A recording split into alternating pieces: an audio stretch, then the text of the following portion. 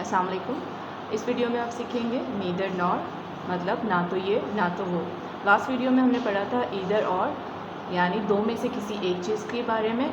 Neither और nor का मतलब होता है कि दोनों में से कोई भी चीज़ नहीं। ये हमेशा दो में से किसी एक की बात कर होता है ईदर, लेकिन नीदर नॉर का मतलब दो में से कुछ भी नहीं।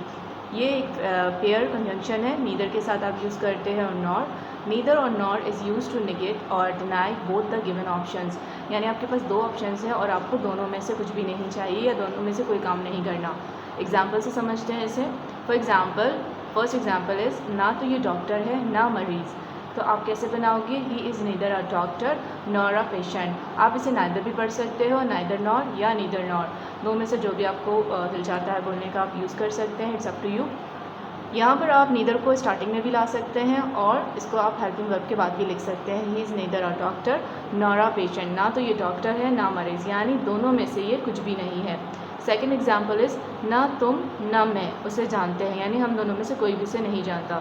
तो अगर इस तरह की सेंटेंस हो, ना तो तुम ना तो मैं, चूँकि ये नेगेटिव सेंटेंस की तरह होता है, तो यहाँ पर हम नॉट को यूज़ नहीं करते। अगर आपने नीदर पे सेंटेंस बनाया तो आप इसमें नॉट नहीं लगाएंगे, वरना रॉन्ग हो जाएगा। ना तो तुम ना मैं उसे जानते हैं, तो आप स्टार्टिंग में बना सकते हैं neither you not I know her. ना तो वो बात करती है ना करने देती है। She neither talks nor allow us to talk. यहाँ पर अलाउ का हम लगाएंगे, इसका सेंस ये है कि वो ना इजाज़त देती है बात करने के लिए। तो यहाँ पर आपने पढ़ा होगा अलाउ और लेट का स्ट्रक्चर, तो वहाँ से अगर आप नहीं पढ़ा तो आप वीडियो देख सकते हैं लेट और अलाउ के हमने अलाउ यहाँ पर क्यों यूज़ किया। तो यहाँ पर ना तो वो बात करती है, या देयर आर टू क्लॉजेस। पहले आपने एक क्लॉज बनाया, उसके बाद अपने दूसरा क्लॉज जो बनाएंगे वो अब नॉट से बनाएंगे। She neither talks not allow us to talk. ये किसी भी स्ट्रक्चर किसी भी टेंस में आप यूज़ कर सकते हैं।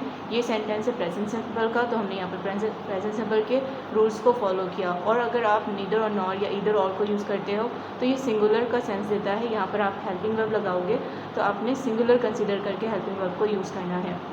फोर्थ एग्जाम्पल इज़ मैं ना तो तुमसे मिलूँगी ना बात करूँगी। तो यहाँ पर ये सेंटेंस है फ्यूचर सिंपल का, और आपने देखा ना तो तुम बात दो कामों में से दो में से एक काम भी आप नहीं कर रहे, तो यहाँ पर आपने यूज़ करना होगा नीदर और नॉर को।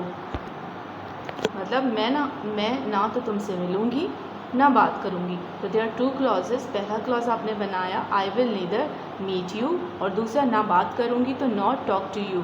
तो यहाँ पर आप नीदर को स्टार्टिंग में भी ला सकते हैं और आप हेल्पिंग वर्ब के बाद भी लाकर बना सकते हैं।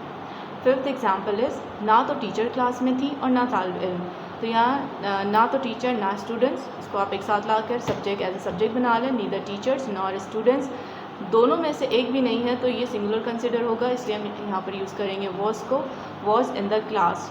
तो यहाँ पर आपको ख्याल रखना है, एक तो आप नीदर के सेंटेंस में नॉट नहीं लगाएंगे, और दूसरा आप इसे सिंगुलर कंसिडर करेंगे तो सिंगुलर के अकॉर्डिंग आपने यहाँ पर हेल्पिंग वर्ब को यूज़ करना है।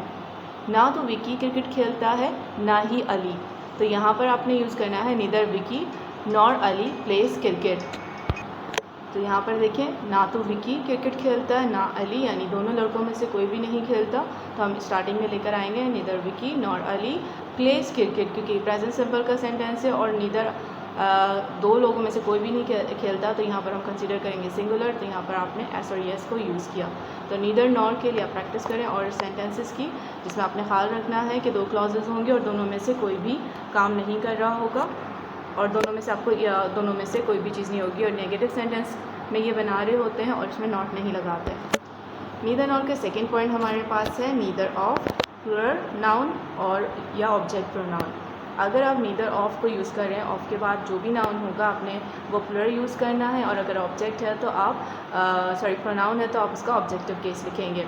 और अगर आपने नीदर के बाद ऑफ नहीं लगाया तो जो भी नाउन होगा वो सिंगुलर होगा, प्रोनाउन का आप ऑब्जेक्टिव केस ही लिखेंगे।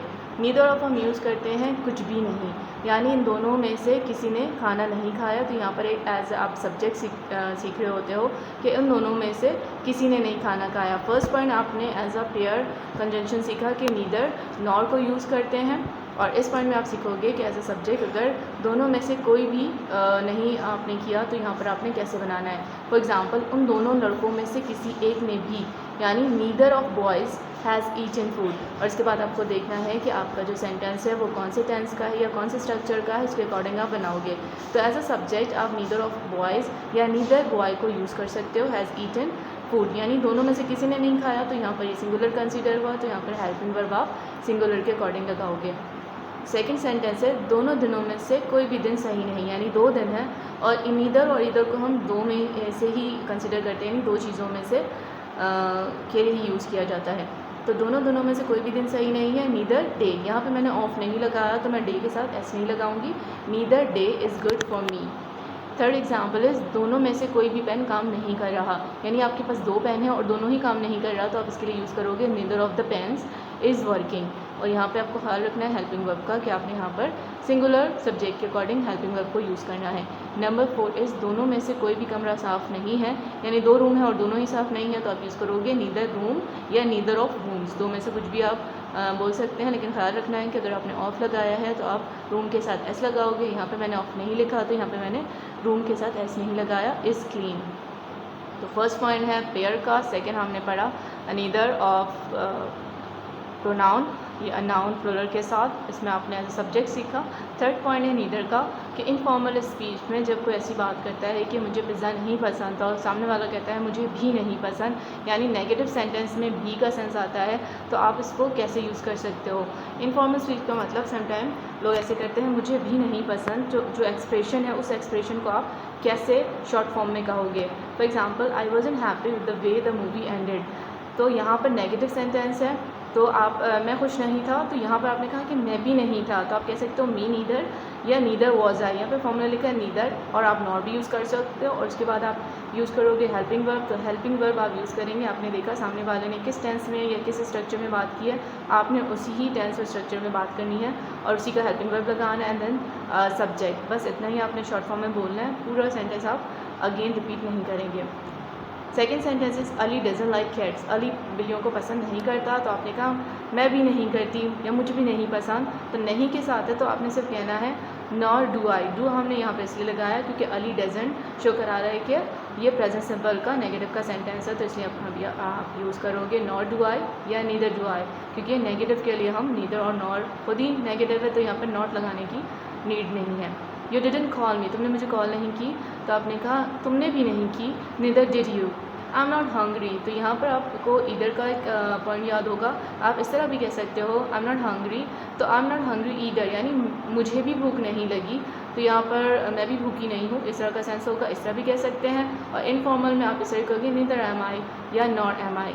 तो ये नीदर के कुछ पॉइंट्स हैं, पेयर वर्ब नीदर नॉर और नीदर ऑफ सब्जेक्ट आप पढ़ोगे। इनफॉर्मल में आपने अगर शॉर्ट में आंसर देना है तो आंसर आप कैसे दोगे।